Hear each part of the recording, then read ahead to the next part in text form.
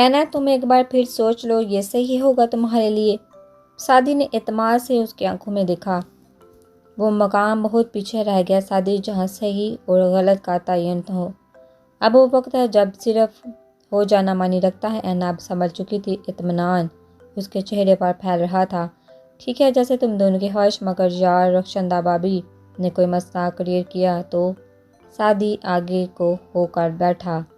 यार सायरा अभी की शादी हो जाए फिर मैं अम्मा को बता दूंगा, लाडला हूँ उनका, मान जाएंगी। I know. अमान ने फर्जी कॉलर जाड़े। चल ज़्यादा खुश फहम ना हो। सादी ने उसके कंधे पर जोर की चपत लगाई तो अमान ने बुरा सा मुँह बनाया। ऐना खामोशी से दोनों की बातें सुन रही थी। चलो फिर उठो, जल्दी से जल्द ख़त्म हो जाए ये काम तो बेहतर है। तीनों आगे पीछे रेस्टोरेंट से निकले। अमान की गाड़ी तक पहुंचा। साद ने ड्राइविंग सीट संभाली। अमान ने ऐना के लिए पिछला दरवाज़ा खोला तो वह खामोशी से बैठ गई। अमान भी फ्रंट सीट पर बैठ गया। गाड़ी अदालत की तरफ रवा दवा थी। यार वो जो सामने शॉपिंग मॉल है उसके पास रोक दे ज़रा। अमान ने सामने नज़र आते मॉल की तरफ इशारा किया। क्यों? सादी ने तेज नज़र से उसे देखा।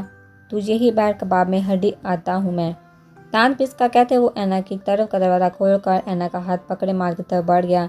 खुद भी मरेगा ये आशिक, मुझे भी मरवाएगा।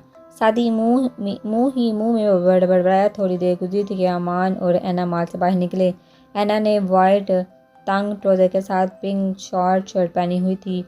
पहले से वो कदरे बेहतर और पुरसकून लग रही थी।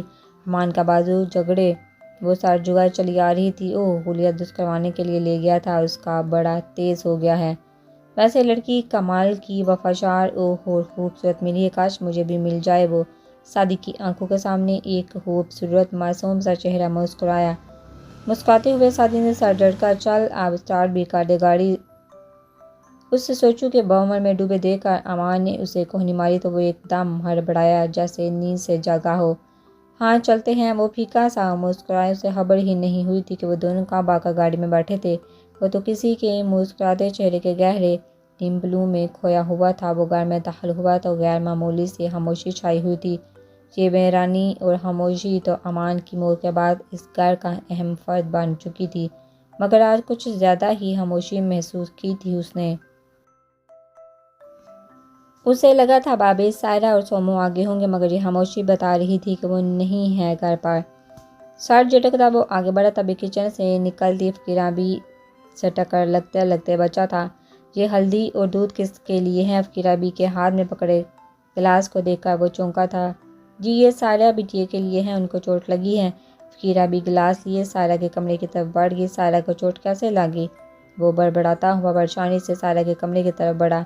अंदर दाखिल हुआ तो सामने पैर पर टांग पर पट्टी बांधे सायरा कड़ा रही थी। फकीरा भी दूध की गिलास रखकर फौरन वहाँ से निकली। सायरा बेटा ये क्या हुआ है? चोट कैसे लगी? वो परेशानी से उसके पास बैठा। वो इसकी हम उम्र थी, उसके बावजूद वो उससे बेटा कहता था। ये जाकर अपनी बीवी से पूछो, गुंडा बन गई है पूरी। रुखसंदा बेगम फट पड़ी थी। भाभी दानी ऐसा कैसे कर सकती है? उसे यकीन नहीं आया था। ओ बेटा जी, जाकर खुद देख लो, आज मोहतरमा के रंग डंग ही बदले हुए हैं। असावर तेज़ी से कमरे से निकला। आज उसका बदला अंदाज वो सुबह से ही महसूस कर चुका था। वो कमरे में दाखिल हुआ तो कपड़े तय करती दानी ने एक नज़र उस पर डाली और फिर से अपने काम में मसरूफ़ हो गई।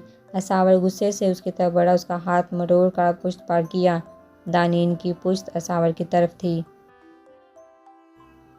सायरा को तुमने गिराया। वो दबे दबे गुस्से से उसके कान के नज़दीक गड़ाया, इतना नज़दीक कि दानीन उसकी सांसें अपने गाल पे महसूस कर सकती थी। पल भर को दानीन कांपी थी, मगर अगले ही पल उसने अपने होठ पर काबू पा लिया था। हाँ तो तकलीफ़ के बावजूद वे इत्मीनान से बोली। उसका इत्मीनान असावर को आग लगा रहा था। क्यों? असावर ने उसके बाजू पर अपनी गिरफ्त मजबूत की तो उसके मुंह से सिसकी निकली। जो तुम सब मेरे साथ करते हो, मैंने कभी पूछा कि वो क्यों है? दानीन ने ज़ोर से पुश्त से मारी, जिससे हाथ पर गिरफ्त ढीली हुई। दानी ने मौके का फ़ायदा उठाते सावर का हाथ झटका खुद को इससे दूर किया। तुम बदले में आई हो, इस बात को मत भूलो तुम। सावर ने उंगली उठाकर कहा, अच्छा अगर मैं बदले में ना आई होती तो क्या मैं फिर भी इस घर में ना आई होती? दानी ने नडर अंदाज में सवाल किया। असावर बस गुस्से से देखा रह गया। तुम असावर कभी तुमने सोचा तुम मोहब्बत के दावेदार थे मुझसे? میری چھوٹی سی تکلیف بھی تمہاری راتوں کی نیندیں حرام کر دیتی تھی اور اب تم میری تمام تکلیفوں کی وجہ ہو۔ دانین چلا رہی تھی اور وہ آنکھوں میں غصے کی چنگاریاں لیے خاموشی سے سن رہا تھا۔ تم وہ جو کال پر کہتے تھے، سنو دانین، آئی لو یو، تو میں شرما جاتی تھی۔ جب مجھے چوٹ لگتی تو تمہارا تڑپ جانا، میری کیئر کرنا مجھے آسمان کی بلندیوں پر لے جاتا تھا۔ تم نے ایسا پٹھا ہے مسٹر اساور کہ جڑنا چاہوں تو جڑ نہ پاؤں گی۔ میرا وجود ٹکڑوں میں صورت میں اس کائنات میں بٹ چکا ہے۔ تم وہ شخص تھے جس سے میں نے بے انتہا محبت کی۔ تم وہ شخص تھے جس کا نام میں نے اس دل پر لکھا تھا، اور تم جان لو یہ سب تھا، اور جہاں تھا ہو وہ ماضی ہوتا ہے۔ تمہاری محبت، میری لگن، سب ماضی تھا۔ دانین بولتی چلی جا رہی تھی مگر کوئی آنسو نہ تھا جو اس کے آنکھ سے نکل کر گال پر آ کر گرتے۔ وہ لڑکی کمال ضبط آزما رہی تھی، اور تم بھی جان لو دانین جمشید علی، تم واحد وہ لڑکی تھی جس کے رہتے ہوئے میرے لیے دنیا میں لڑکیوں کا کال تھا۔ تم وہ لڑکی تھی جس کے آگے مجھے دنیا ویران لگتی تھی۔ تم میری کمزوری تھی، اور اسی کمزوری کا تم نے فائدہ اٹھایا۔ تم نے بھروسہ توڑا میرا، تم نے سعدی کو بچایا۔ ایک ایسے انسان کو مجرم ہے، قاتل ہے میرے امان کا۔ اساور نے بازو سے پکڑ کر اس سے جھنجھوڑ ڈالا۔ ایک پل کو سوچو، اگر سعدی امان کا قاتل نہ ہوا تو پھر؟ اساور کے ہاتھ دانین کے بازو سے ہٹے، وہ اسے دیکھتا رہ گیا۔ اس بار تو اس نے کبھی سوچا نہ تھا، جس دن سعدی بے قصور ثابت ہو جائے گا نا، تم اور تمہاری یہ نفرت دونوں حق ہو جائیں گی۔ تمہارے ہاتھ کچھ نہیں آئے گا، اور یہ میرا وعدہ ہے مسٹر اساور کاظمی، جس دن سعدی باعزت اس الزام سے بری ہوگا، میرا اس دن اس گھر میں آخری ہوگا دن۔ اس سے پہلے بے فکر رہنا، میں نہیں جاؤں گی، مگر ملازمہ بن کر بھی نہیں رہوں گی۔ سعدی ہی قاتل ہے امان کا، اور یہ پروف ہو چکا ہے، اس لیے فرض کرنے یا وعدے کرنے کی کوئی گنجائش نہیں رہتی۔ اساور پہاڑ سے پتھر اور چٹانوں سے نکیلے لہجے میں بولا۔ تم بس یہ سن لو اساور، میں تم سے محبت نہیں کرتی۔ اساور کے اندر کچھ ٹوٹا تھا، اس سے زیادہ وہ سامنے کھڑی اس لڑکی کو توڑ چکا تھا۔ پر میں تم سے نفرت بھی نہیں کرتی، نہ تم میری محبت ہو نہ نفرت، تم ان دونوں کے بیچ لٹکے ہو۔ تمہیں پتہ ہے وہ جو بیچ میں اٹکا ہوتا ہے زندگی کا عذاب ہوتا ہے۔ دانین نے تہ لگاتے کپڑے اٹھائے اور الماری کی طرف رکھنے چلی گئی، جو واش روم کے ساتھ ہی اساور کے اندر بدلے کی آگ پل بھر کو ٹھنڈی ہوئی۔ وہ سوچ رہا تھا، اگر مگر کو اور آخر وہی پہنچتا کہ سعدی قاتل ہے۔ بدلے کی آگ عقل کو مفلوج کر دیتی ہے۔ کیا ہوا ڈرائیور انکل؟ اسکول یونیفارم پہنے وہ 15-16 سالہ لڑکی کافی دیر سے گاڑی کا معائنہ کرتے ادھیر عمر کے آدمی سے بولی، بٹیا گاڑی خراب ہو گئی ہے، ورکشاپ لے جانی پڑے گی۔ اف، ایک تو گرمی، اوپر سے گاڑی خراب، اب کیا ہوگا؟ وہ خود غلامی کے سے انداز میں بولی۔ سڑک پر بہت سی گاڑیاں آ جا رہی تھی، گاڑیوں کے ہارن اور شور کانوں کے پردے پھٹا رہا تھا۔ یہ لاہور کی گنجان آباد سڑک تھی۔ وہ شیشے سے باہر جھانکتی آتی جاتی گاڑیوں کو دیکھنے لگی کہ کوئی شاید خراب گاڑی دیکھ کر مدد کو پہنچے، مگر انسانیت کے لیے انسانوں کے پاس فراغت کہاں؟ تبھی اسے تھوڑی دور سے اسے موٹر سائیکل آتا ہوا دکھائی دیا۔ موٹر سائیکل سوار کچھ جانا پہچانا لگ رہا تھا، مگر دور ہونے کی وجہ سے وہ صحیح سے دیکھ نہیں پا رہی تھی۔ موٹر سائیکل گاڑی کے پاس پہنچتا تو موٹر سائیکل سوار نے شیشے میں سے جھانکتی لڑکی کو دیکھا، جو بہت غور سے اسے دیکھ رہی تھی، شاید پہچاننے کی کوشش کر رہی تھی۔ اس کی ادا پر وہ مسکرایا۔ وہ اسے نہیں پہچانتی تھی، مگر وہ اسے کروڑوں کے مجمع میں پہچانتا تھا۔ بائک سائڈ پر کھڑی کرتا وہ گاڑی کی طرف بڑھا۔ لڑکی کے چہرے پر ابھی تک اجنبیت کے تاثرات تھے۔ کیا ہو گیا چچا؟ گاڑی کو انجن چیک کرتے ڈرائیور نے سر اٹھا کر اسے دیکھا۔ سعدی بیٹا، آپ، وہ گاڑی کا انجن کا مسئلہ کر رہا ہے۔ اوہ سعدی بھائی، آپ ڈرائیور کا نام لیا؟ ڈرائیور نے نام لیا تو وہ جو اتنی دیر سے اسے تکتے اسے پہچاننے کی کوشش کر رہی تھی، فوراً بولی، پہچان لیا چٹکی۔ سعدی نے اس کے شیشے سے باہر نکلے سر پر ہلکی سے جھپٹ لگائی۔ آپ کون سا آتے ہیں جو میں پہچان جاؤں؟ اپنی 16 سالہ زندگی میں مجھے جہاں تک یاد پڑتا ہے کوئی دوسری تیسری بار دیکھ رہی ہوں آپ کو، سومو نے معصوم سی شکل بنا کر کہا تو سعدی بے اختیار اسے دیکھتا چلا گیا۔ وہ چھوٹی سی لڑکی جو اسے پہچان بھی نہ پائی تھی، وہ پورے دل و جان سے اس پر فدا تھا۔ چچا، اب گاڑی مکینک کے پاس لے جانا، سومو کو میں گھر چھوڑ دوں گا۔ سعدی بیٹا، موٹر سائیکل پر کیسے جا سکتی ہے یہ؟ ڈرائیور کو اعتراض تھا کیونکہ وہ کاظمی حویلی کی شہزادی تھی اور شہزادیوں کی سواریاں تو شان و شوکت والی ہوتی ہیں۔ کوئی نہیں انکل، میں چلی جاؤں گی، مجھے بہت اچھا لگتا ہے کھلی ہوا میں بادلوں کے سانگ اڑتے چلے جانا۔ چلیے سعدی بھائی۔ سعدی کے کچھ کہنے سے پہلے ہی وہ اپنا بیگ گاڑی سے نکال کر موٹر سائیکل کے پاس جا کھڑی ہوئی۔ چلے چلتا ہوں چچا، اس کی عجلت پا مسکراتے ہوئے سعدی موٹر سائیکل کی طرف بڑا جامو پہلے سے ہی کھڑی اس کا انتظار کر رہی تھی۔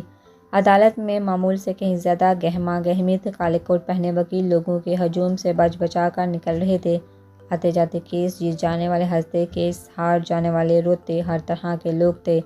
لوگوں کے ہجوم سے راستہ بناتے وہ تینوں ایک کمرے کی طرف بڑھ رہے تھے۔ کمرے کے پاس وہ پہنچ کر رکے۔ کمرے کا دروازہ ہلکے کالے رنگ کا تھا جس پر ایڈوکیٹ شامین کے نام کا بیج لگا ہوا تھا۔ سعدی نے دروازے کو ہلکا سا دھکیلا تو وہ چڑچڑاہٹ کی آواز کے ساتھ کھلتا چلا گیا۔ آگے پیچھے وہ تینوں اندر داخل ہوئے۔ اینا نے امان کا بازو مضبوطی سے پکڑ رکھا تھا۔ وہ امان اللہ کاظمی اور سعدی رانا جہاں ہمارے تو باغ جا گئے۔ ٹیبل پر پڑے فائلوں کے پلندے میں سر دیے وہ بیٹھی تھی۔ ان کے آنے پر مسکراتی ہوئی کھڑی ہو گئی۔ یس بڈی، ہم تمہاری ہیلپ چاہیے۔ امان اور سعدی نے ریسلرز کی طرح پنجہ مارا انداز سے لگ رہا تھا کافی گہرے دوست ہیں۔ میری ہیلپ؟ بتاؤ۔ شامین کو غریبوں مسکینوں کی مدد کرنے سے بہت سکون ملتا ہے۔ شامین نے نچوڑا تھا۔ تو بدلو گی نہیں، وکیل بن گئی ہو، لچھن موہی ہیں۔ سعدی کرسی گھسیٹتا ہوا بیٹھ گیا۔ امان اور اینا پاس پڑے ایک پوشیدہ سے صوفے پر براجمان ہو گئے۔ بدل جاؤں تو دھوکے باز کہلاؤں، جو نہ بدلوں تو لچھن باز کہلاؤں۔ واہ رے واہ، کیسے لوگ ہیں۔ ویسے کیا ہیلپ چاہیے تھی؟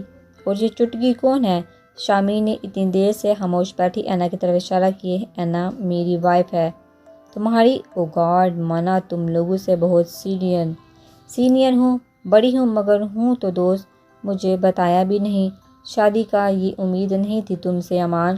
اور تم شادی تم نے بھی کر لی ہوگی۔ امان کی بات کاٹتے وہ غصے اور تیزی سے بولی۔ کیا شامین، میں تو ابھی بچہ ہوں۔ سعدی نے معصوم سا منہ بنایا۔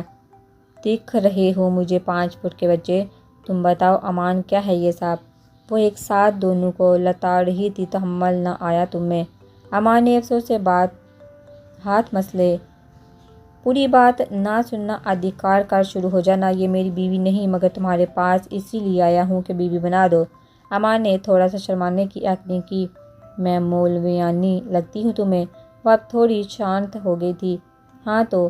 امان نے تیز نظروں سے اسے دیکھا جو باتوں میں وقت ضائع کر رہی تھی۔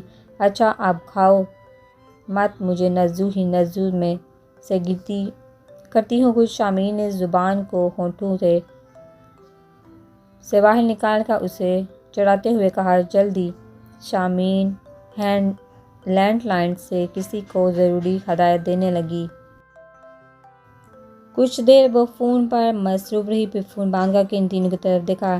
تمہارا کام ہو جائے گا تھوڑی دیر تک، بس انتظار ہو رہا ہے۔ شامین ہاتھوں کو ملا کر تھوڑی کے نیچے ٹک کر بیٹھ گئی۔ اور ایک بات اور امان نے اسے مخاطب کیا۔ جی مائی لارڈ فرمائیے۔ شامین نے ہاتھ سینے پر رکھا کہا تو اداس بیٹھی اینا بھی ہنس پڑی۔ امان نے بہت غور سے اس دھوپ چھاؤں سی لڑکی کو دیکھا جو اس کی کل متاع جان تھی۔ جب تک میں سارابی کی شادی نہیں ہو جاتی میں ان کو منا نہیں لیتا۔ اینا تمہارے پاس تمہارے گھر رہے گی، میں اسے اکیلا نہیں رکھ سکتا کہیں۔ یس مائی لارڈ، ہاضمہ ہے، آپ فکر کیوں کرتے ہیں؟ شامین اچھی خاصی خوش مزاج لڑکی تھی۔ تینوں باتیں کرتے ہوئے ہنس رہے تھے جبکہ اینا خاموشی سے امان کے بازو کو زور سے جکڑے بیٹھی ان کی باتیں سن رہی تھی۔